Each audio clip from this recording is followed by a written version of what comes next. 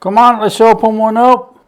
Oh, it's crunchy, crunchy. Look in there.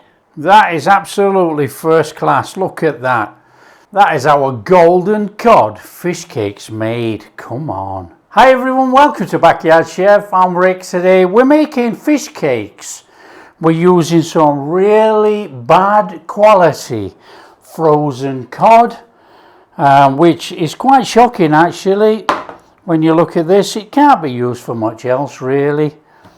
You know, you could use it for frying fish, but it's just a waste of time. It's packed with water. I've been defrosting it for ages. But you know, to make into fish cakes, you turn what I call poor quality into a good quality meal. So as you know, this is a cooking channel. Get yourself down the supermarket, buy some frozen cod or whatever, frozen whitefish, which is not going to be any good for anything else other than fish cakes. There you go. I've got some potatoes I've already cubed up. I'm going to shove these on behind me. We are boiling for mash. We're going to mash, only use butter, no milk. We want to give it a little buttery flavour through there, and we want to keep it fairly dry. So I'm going to shove this on behind me, and then we're going to poach this cod. So get a pan, a fairly wide pan to dump that in there. Now if you could get really decent cod fillets, if you're not making fish and chips, you can do exactly the same, okay? Now what we have to do with the cod, we have to put enough fluid in here to poach it. Now you can use all milk, you can use all water, or you can use a combination of both. So we're going to put some milk in there, and then the rest is going to be water. You have to cover the fish. Well, I'm not going to waste all milk in there. And we will be going in with a bay leaf in there. And we're going to chuck some black peppercorns in too. Well, I'm using ground actually. I've already ground it, but not to worry. You can put peppercorns in. We want that in there. So it's a very straightforward poach on this. You take your really poor quality cod fillet and you put it in there. And then we look at the water level and I say, I mean, look at this, come on. You can't even get a fish finger out of that. Let's move that up there, it's a small piece. Okay, we've got that going in there. We want a little bit more water, look. So get a little bit more water in there. We need to poach this. Now what we're going to do is bring this up to a simmer, not a boil. Okay? Nice and steady up to a simmer. So when you get it up to a simmer, you need to be simmering your fish for about 6 minutes until it goes opaque and cooked. Now we're not trying to cook it for any length of time. 6 minutes is more than enough. We actually want a juicy fish and not a dried out fish. If you dry it out too much by overcooking, your fish cake is going to be really crumbly. So, you know, nice and steady. So once you've had a couple of minutes on one side, you can turn this terrible fish if you so wish and poach the other side. We just need to poach the fish. Now it is all going to break up, as you can see. It is shocking. We are not going to worry about that. We will sieve it if we have to. Don't worry, we need all the fish.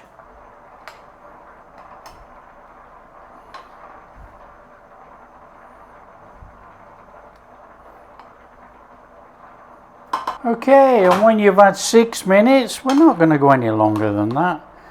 Let's get that fish out to go cold. Oh, you can see it's a shocker. So, here we go. Look at that. I tell you, it's just shocking.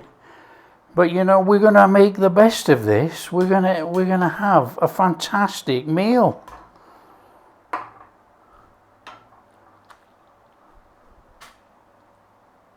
Right, the poaching liquid, if you want to make a sauce or anything out of the poaching liquid, entirely up to you. I don't require it, I'm not using it, so there's no point leaving a comment. So there you go, that's our terrible fish, look. Just leave it to go cold and it'll be absolutely fine. Potatoes drained, ready for some butter. They're perfect, look at those. So it's butter only, just to put that lovely buttery flavour through there. Now you can salt and pepper this, up to you, or you can salt and pepper the whole mix. I'm going to salt and pepper the whole mix. Okay, so it's just a case of mash that in there. And we've got to let it go cold. Again, we can't work with hot potato and fish.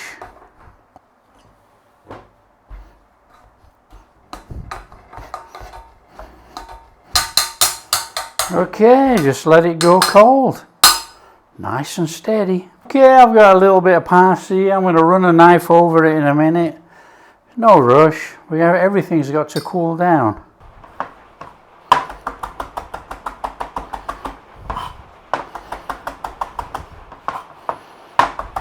Okay, it's a nice straightforward mix. That's our mashed potato. We want to take our fish and we just want to crumble it. Crumble it in. Nice and steady. And then we're just going to stir it through. Now we don't want to turn this into mush. We actually want flakes of fish in here. So even though it's poor quality, it's still got little bits of flake, look, so they're fine. So we're going in there with our parsley, and you can give that a little turning in now. Just break up that fish a little bit, but let's not have mush. Try and keep flakes of fish. Okay, we've got this beautiful fishy potato mix going on. Now one thing I do, and it is completely optional if you don't want to do it, but I feel it works every time. We want to just add about a tablespoon of corn flour, corn starch. Stir that in because you don't think it looks wet, but I'll tell you, the mashed potato and stuff still holding the water, and this way we're going to get nice, juicy, succulent, if that's the right word for fish cakes. We're going to get nice, moist fish cakes. Fabulous. And a little one of these, we're going in there with a heaped, you can go less than that if you want, heaped teaspoon of Dijon mustard. Give it a little mix in. That's going to give us a little bit of a zing in there, a little bit of flavour. And there we have it. That is our fish cake mix. We just need to shape these into some patties and stick them in the fridge for about half an hour. Look at those. Now of course you can get on and weigh all this if you want it all equal. But you know me, we're just going to scrump it up in my hands and put it on that tray. It'll be good enough. So decide how many you want and how big you want them. So let's have a look at that. Let's have a look at that.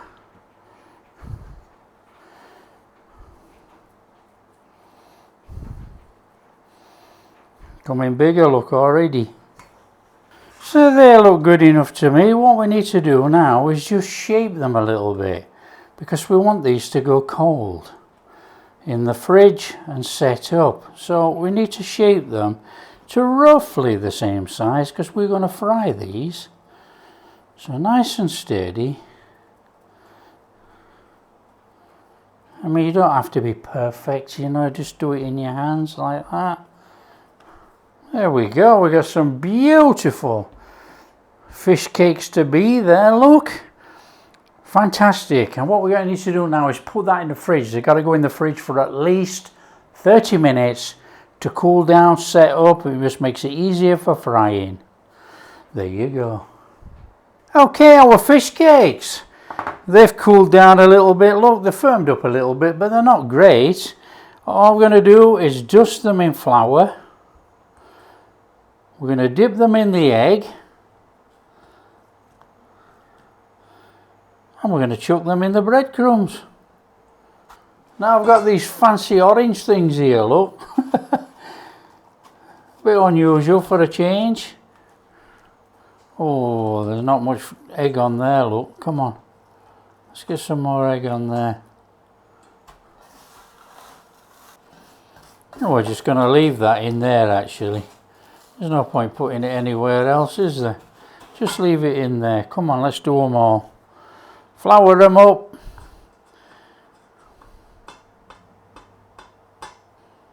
In that egg.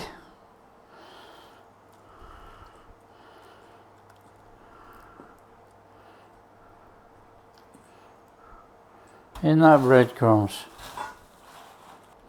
There we go. All you need to do now is get them on for frying. So grab yourself a pan, and we want a little bit of oil in there to shallow fry these. So it's a nice steady one. Get a flame on, heat up your oil and fry your fish cakes. So in we go. Nice and straightforward. Don't put your fingers in the oil. So it's a nice steady fry. We have to have the oil hot enough to fry. We don't want to burn these, but we don't want them to absorb all the oil. Now you can flip them a couple of times as well. You don't have to worry about that. It's not just a dump in and then flip them once. We want a nice little colour all the way around. So let's have a look. Oh, absolutely beautiful. That's what we're talking. They look, oh, unbelievable. And just give them another turning over. Make sure we've heated them all the way through because they've been in the fridge.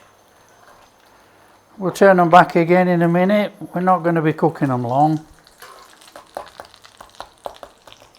You can hear some crunch on there.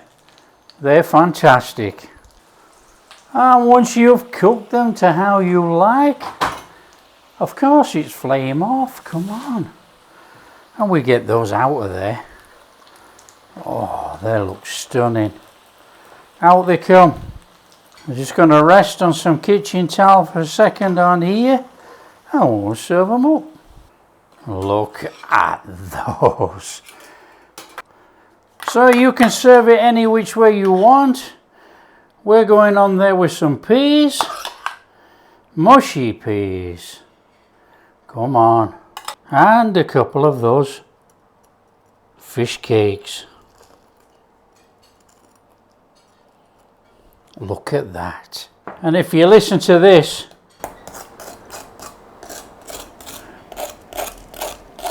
that is crunchy, crunchy. Come on, let's open one up. Oh, it's crunchy, crunchy. Look in there. Perfection. Oh, look at that lot. That is absolutely first class. Look at that. That is our golden cod fish cakes made. Come on. So to come on, how do you eat yours? Just look at that. Look at all that flaky fish in there with that mashed potato.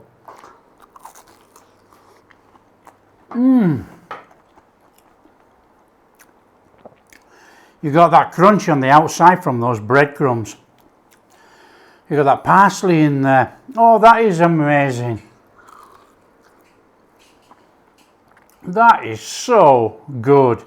Buttery mashed potato, fish in there. That Dijon's in there, but you can't taste it. That is fantastic. For me, a bit of malt vinegar on there with those mushy peas, and I'm in. Look at that. Look at the crunch there. Oh man. All that potato and fish in there is moist. Lovely and moist. If you like what we're doing, don't forget to share with your friends. Tell them how easy it is to make real fish cakes. And if you do like what we're doing, big thumbs up, subscribe to that channel, ring that bell, and we'll catch you in the next video.